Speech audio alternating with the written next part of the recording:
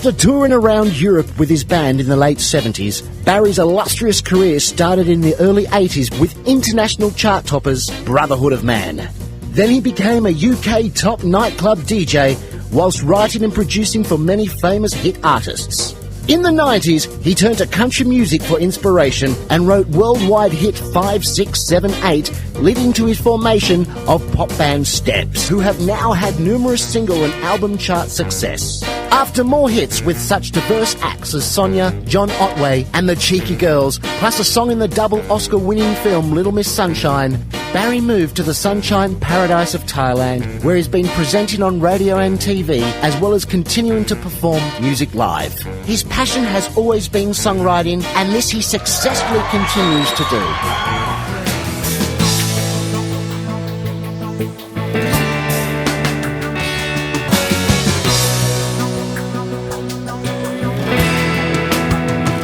I was just loving Thailand, but really by now I felt that I was loving Thailand and Thailand was loving me.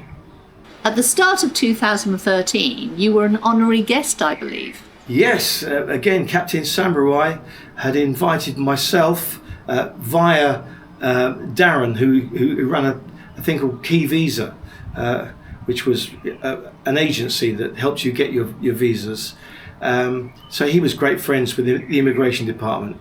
It turned out that myself and him, we were the only foreigners at this party, this New Year's party for the immigration department. That was funny.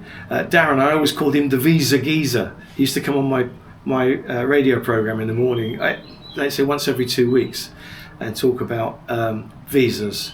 Very important. However, your personal life was receiving a few challenges.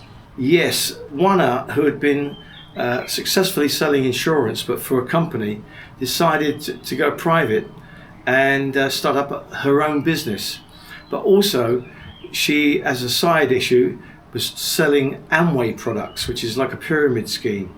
I didn't feel comfortable with that, and there was a couple of occasions where it kind of got a bit embarrassing when we were out and she starts pushing these products onto people. So I could feel that cracks were appearing in our relationship. However, at the same time, I was filming a promo film for a place called Fairtex, which is a sports centre in the middle of Pattaya. And there's a lot of tennis going on there, and I used to play tennis there sometimes. And I was filming this girl. She looked fabulous, and she played tennis pretty good as well. Her name was Malika, her nickname Molly. Anyway, one thing led to another, and we ended up playing tennis together. However, I was still with Wana, so I had to fully break up with her before Molly would accept me 100% as a partner. But that did happen, and then I invited Molly to a very prestigious gig I was doing at Nong Nooch Gardens, which is an amazing place just outside of Pattaya, and there was an international golf club conference, and the mayor was there. Hi Barry, again. I had a little band that I put together for that occasion, and Molly was in the wings, and she was watching what I was doing. Anyway, by the end of it, I realised that she was now fully in love with me and officially my new partner, which was good because she came from a quite wealthy family. She'd already got a BMW, and then she was given a company car, a Volvo. I then bought a car, finally after 3 years, I bought a car which was a Honda, and so outside of the house we had a BMW, a Volvo and a Honda. We had 3 cars. And Molly worked for a company just outside of Pattaya, and beautiful girl. When she was walking around the house, I used to just look at her the whole time. She looked like a Playboy girl. And then back at Pattaya People, where we were doing the show from outside, the hotel opposite was having renovations, so there was always building work going on and dust everywhere. So we decided to relocate back into the 3rd floor of the Pattaya People building. but give the place a complete redesign. So I helped redesign the studio, and it looked great. I put a few cameras in the studio as well, small cameras, so that we could film like we did before. But if we had a special guest, I could easily make a program out of the interview I was doing for radio, and then later on put it on TV. So I felt a little bit like Howard Stern. I don't know if anybody's watched Howard Stern, the famous radio style presenter, but he also puts his interviews on TV as well. And I actually completely felt like him. And I think I was kind of influenced by him a little bit, that kind of rock and roll feel. A centrally located venue called the Acorn targeted you to be their new entertainment. Yeah, it seemed like I was flavour of the month at that time. So I was asked to put together something to play at this place called the Acorn, right in the centre of Pattaya. It's a very, very nice venue. So I did a few gigs solo, and then I put together a 3-piece 60s style band with some great musicians. First of all, Oi, who was one of the best drummers I've ever seen, really. He used to play at the Blues Factory in Walking Street when I first came to Pattaya. So a good friend, and he joined the band. And then Tony Stevens, who was a bass player, played with a band called Foghat. They were very famous in America. So yes, I had some good players with me, and we enjoyed playing there. We were getting paid well, and I called the band FAB6T. So Fab 60s, FAB 6T. Get it? And then I was asked to do some shows at the Mantra, which is probably the best restaurant in town, very big restaurant, and adjoined to the Amari Hotel. Well, the promotions guy at that very hotel, he again targeted me and said, "Do you think you could put a Beatles show on?" I said, "Yeah, well, I've done a Beatles duo. I'm sure I could put a full band in." And they said, "Well, we're going to dress the place up." And I said, "Well, I'll need to get the costumes made, Sergeant Pepper's outfits, things like that." And they said, "Yeah, they'll finance all that." So we did it. We did 2 nights of Beatles songs, did about 40 odd Beatles songs with the band, added a bass player and drummer. And after that, I was told, well, there's going to be more to come, more of these shows to come, because they didn't make a lot of money on the shows because of the amount of money they spent on it. But the publicity was invaluable. And then not long after that, the Jesters Motorcycle Club, they did a few things for charity, and they put on a gala dinner every year. So our 60s trio, we were invited to play there. And who would you believe would be the guest of honour? Jimmy Page from Led Zeppelin, who was a supporter of the Jesters Motorcycle Club. So yeah, I met him and we got chatting, and when I introduced my name, he says, "Oh, you're the Steps guy." I said, "Oh, you know about Steps?" He says, "Of course I do." And we had a good old chat about the fact that I probably had more hit singles than Led Zeppelin did, because they never really released singles. They only released albums. However, they were legendary, and so was he. And another legendary moment was when I started playing "You Really Got Me" by the Kinks. And there was a story that went around that it might have been Jimmy Page, who was a session guy in the 60s, who actually played or was certainly involved in it anyway. So when I started playing that riff, I looked over at him and he looked up like this and went, "Thumbs up from Jimmy Page is something you won't get every day." And then yet another radio promotion for you at 96 FM. Yes, well, I nipped back to the UK to finally clear out my storage unit, and I met up with a friend of mine who I'd worked with as a Vauxhall apprentice. Remember John, who had the recording studio and the big hair? Well, he still had the big hair, and he was now living in Dorset. Well, we met up, reminisced, of course, and he helped me clear my storage unit out. And I shipped back to Thailand all the things that I still wanted to keep, and I think I gave away nearly everything else, or sold a few items. But I was really missing Thailand and Molly. So I got back to Thailand, and at Patio People Media Group, the manager of 96 FM had fallen out with the boss and had been sacked. So I was asked if I'd become production manager for the radio and also TV production manager. And I suddenly thought, hang on a minute, when I first came to Thailand, there were thoughts of retirement in my head, but there was no thoughts of it now. But I was enjoying everything, enjoying all these opportunities, which I could never have had in the UK. So I set about on 96 FM overhauling the playlist. I made it a very happy sounding playlist, and this was fantastic because now every track that was being played on the radio was not just a favourite of mine, but I liked. So when I was driving about in the car, it was kind of like my own playlist on the radio. How great is that? It was like having my own personal radio jukebox. I kept thinking to myself, could life here in Pattaya get any better?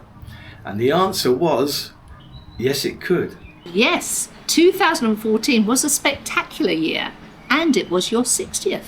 Yes, that was upcoming, and I'd got my Playboy bunny girlfriend, Molly. Wow. We used to go to bed early, get up early. That was my lifestyle now. I had regular guests on my 96 FM show who all became good friends. The show was really slick. I used to have production meetings, and I used to do the TV scheduling every day.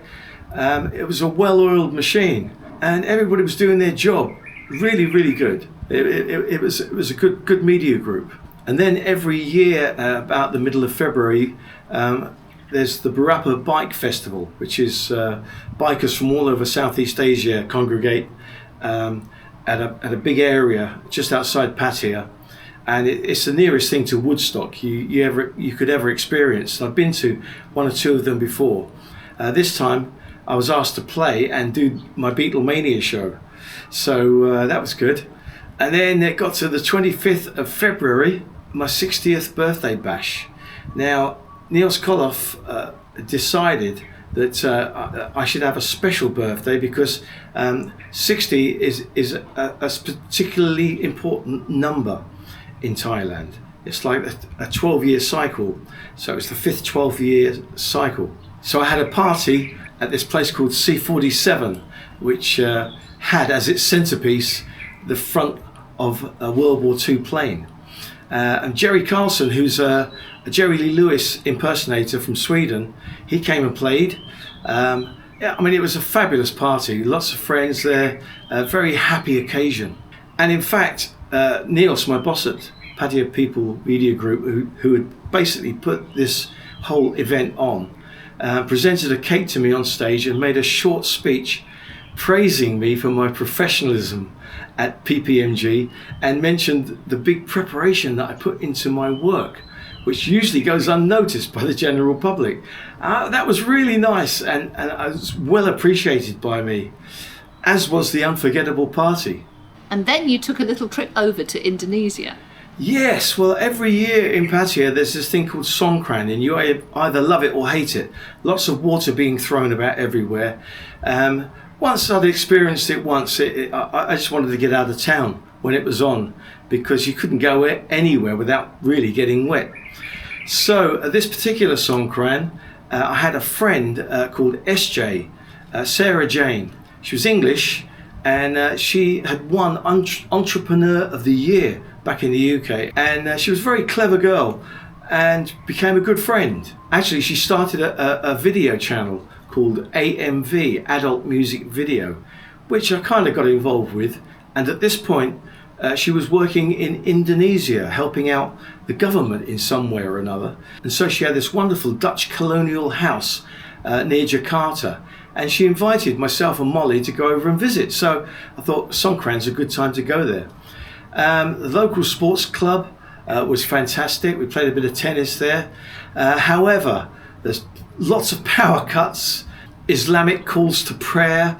I wasn't that taken on Indonesia. No, thank you. I was glad to get back to Thailand.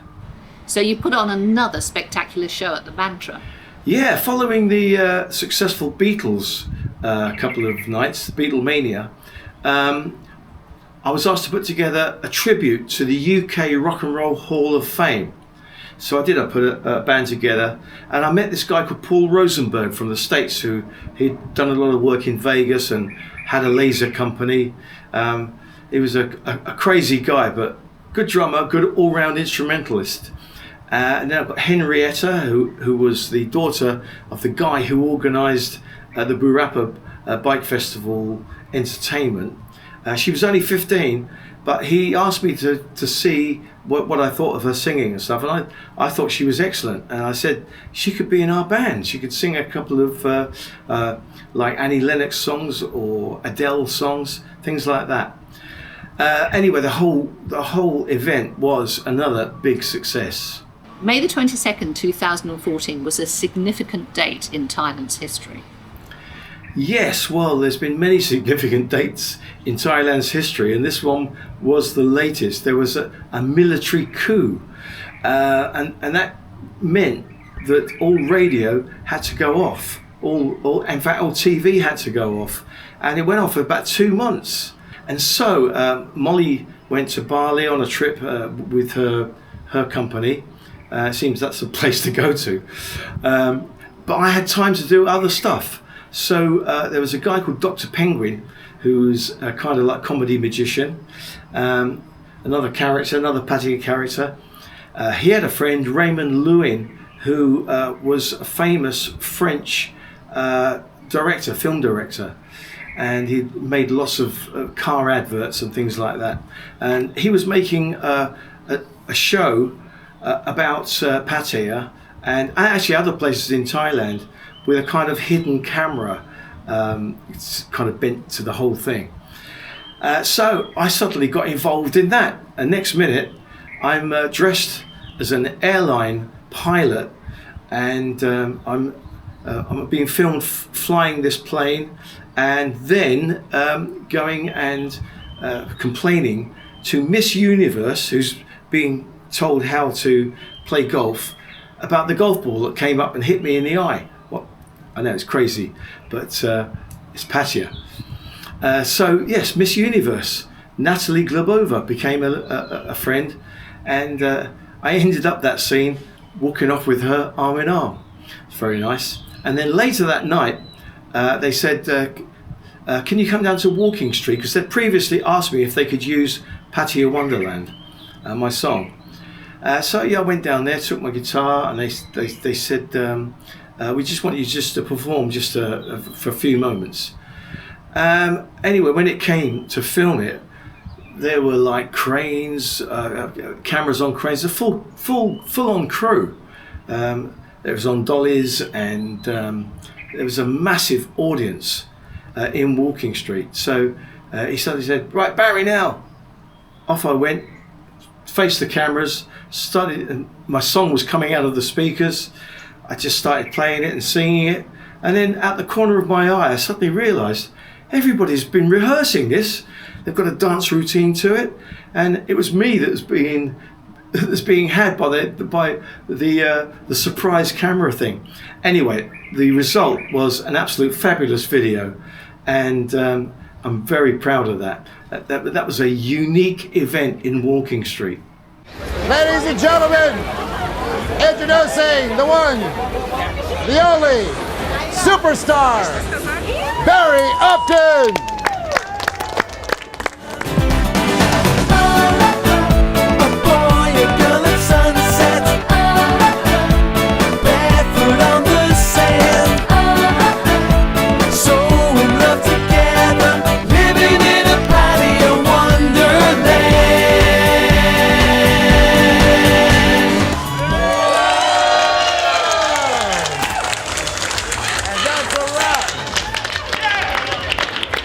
And now, the UK trip with Molly? Yes, that was a really lovely trip, and even more because I didn't have to go to any storage unit and sort things out and stuff like that. All I had to do was just go and visit friends. Yeah, and then the first thing we did was myself and Molly, we took Nadine and Luke, my daughter and grandson, to Legoland. Had a wonderful time at Legoland, just like a family. I wasn't really used to that. We then helped my friend Martin Perry launch his new And magazine with Laurie McMenemy, the legendary football manager. And I ended up seeing lots of friends, including an old DJ friend of mine, Chino. That was really nice, and his lovely wife. We visited my auntie Shirley in Brighton. We visited Pam and Ray, my auntie Pam, my uncle Ray. Visited friends Glenn and Joe, Pat and Vicky, Russ and Belinda. My old radio boss Steve Saville, who taught me so much at Forest FM. And I was able to take Molly to Stonehenge. Went to see a gig with John Otway. We went to see Southampton Football Club beat Newcastle 4-0, I remember that. And the trip finalised with an And magazine promo on a boat trip.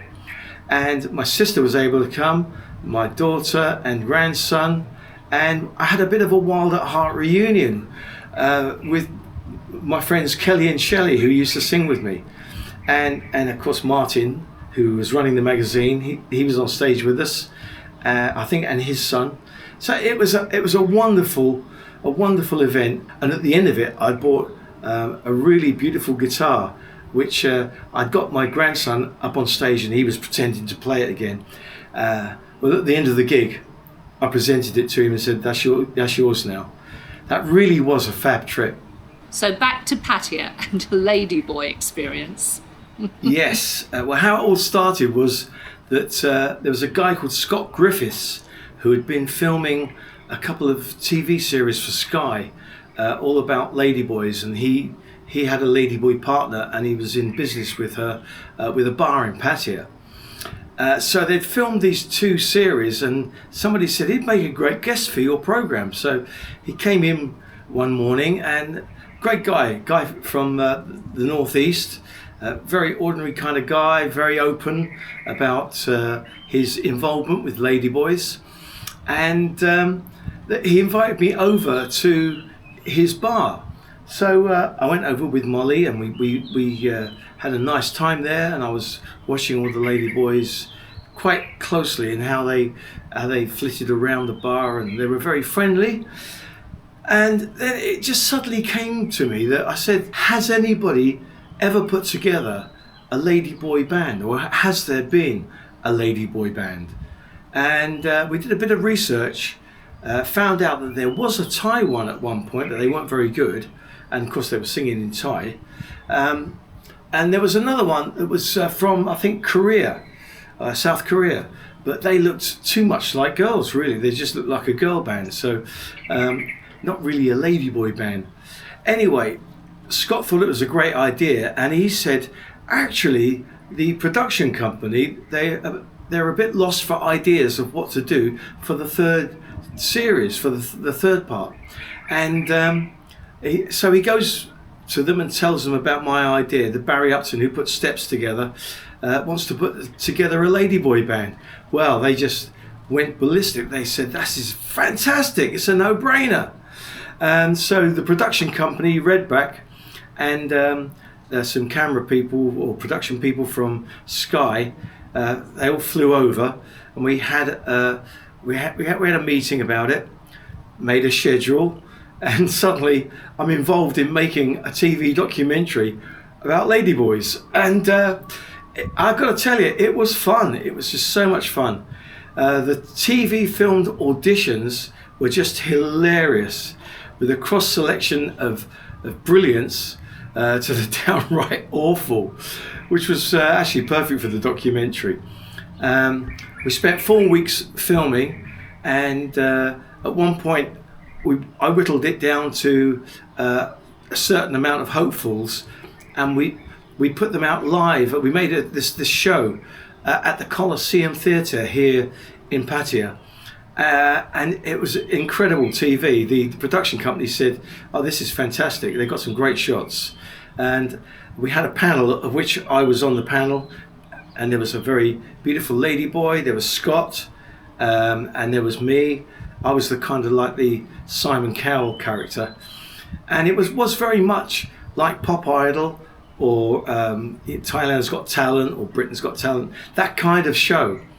And it came out really, really good. Anyway, they said that if I can actually put the band together and make it so that they could appear on TV, that would be the end of the documentary and show that I'd actually been successful in doing it. So they went in, had discussions with The Woody Show, which is a top Thailand morning show which goes out live. And we ended up having a slot on that. The trouble was then, the chips were down. I had to get the band choreographed, had to get the song recorded, had to get them to learn a brand new song which I'd written called Treat Me Like a Lady Tonight. We did the Woody Show, and we actually were very successful. He loved it. He thought it was a great idea, and kind of put a rubber stamp on it. ชื่อว่า Girls นะฮะ GURLZ ด้วยกันกับเพลงที่ชื่อว่า Treat Me Like a Lady If you want a lady boy then treat me like a lady boy Do you want a lady boy Ooh, ooh, ah Treat me like a lady boy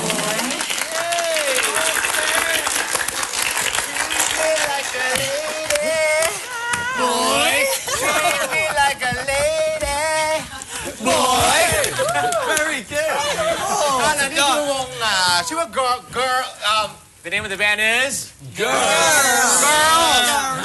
That one is a GIRL นะ How do you spell it, Barry? GURLZ with a question mark. GURLZ. Let me come. And then following that, I thought, well, we need a good single, and I wrote this song called Cocktail.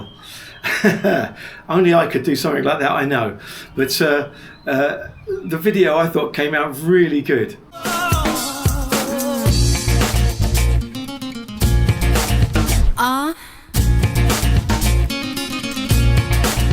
I want a cocktail, a nice juicy cocktail.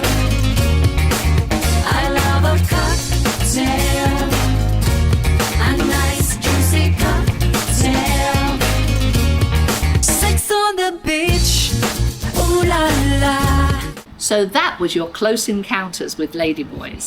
And then another mantra show. Yes, the mantra at the Amari asked me to put on another special show. This time we agreed on the Beach Boys, and I did a kind of Beach Boys tribute, but also interspersed it with lots of very famous summer songs. And so we called the whole experience Endless Summer. And it's about this time that a guy approached me and said that he used to be in the Wombles. A guy called Morgan Kent. He was bungo in the Wombles. And I thought, can this place Pattaya serve up anything else surprising? You never knew what was going to happen next. But what happened next was a famous Irishman here in Pattaya, Steve Murphy, who has a pub called Murphy's Law. He was the right character. Anyway, we were having the Pattaya International Beach Soccer Tournament, and I was there just filming, covering it for Pattaya people. And then I was standing on the sidelines, and he approached me and said, "Upton, what are you doing?" I said, "I'm just filming, doing some interviews and stuff." He says, "No, you're not. You're playing for Ireland." All of a sudden, I'm recruited for the Irish football team to play in the International Beach Soccer Tournament. So now, to cap the year off, you scored a goal for the Irish beach soccer team. How did that happen? I wasn't very good for the first couple of matches, but I really got into it. And it was grueling playing soccer on sand. But I ended up the week, I played all of the games during the week, and I ended up scoring a penalty in the last game. So I was very, very pleased with that. That was very satisfying.